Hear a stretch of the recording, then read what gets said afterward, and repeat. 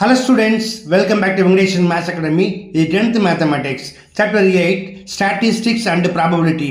Exercise 8.3, question number 10. In a box, there are 20 non-defective and some defective bulbs. If the probability that a bulb selected at random from the box found to be defective is 3 by 8, then find the number of defective bulbs.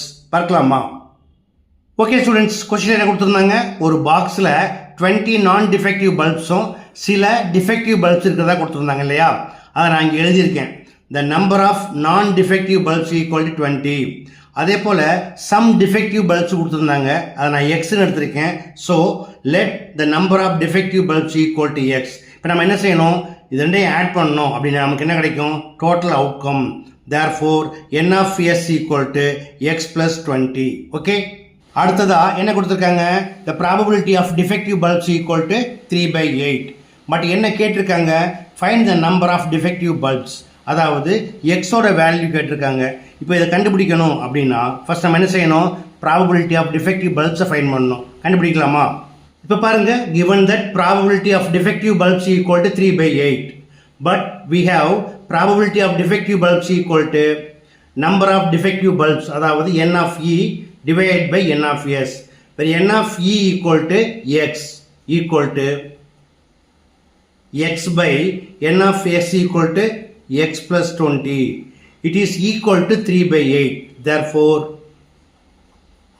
3 by 8, that is p of defective bulbs equal to x by x plus 20.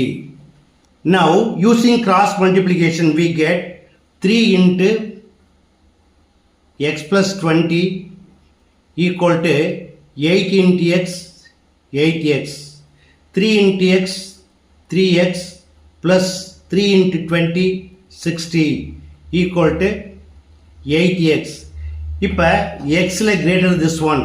So 3x right side எடுத்து போட்டிங்கன்னா minus ஆகிடும். So 8x minus 3x equal to 5x.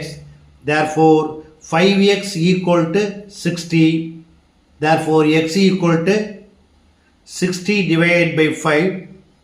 5 table cancel பண்ணிங்கன்னா கிடைக்கும் equal to 12. Therefore number of defective bulbs equal to 12. That's all. Okay students, மிக எளிமையான question எப்படி பண்ணுங்கிறத பார்த்தீங்க, கண்டிப்பாக புரிஞ்சிருக்கும்னு நம்புகிறேன். ஸோ நீங்களும் ப்ராக்டிஸ் பண்ணுங்கள், மறக்காமல் நண்பர்களுக்கு ஷேர் பண்ணுங்கள்.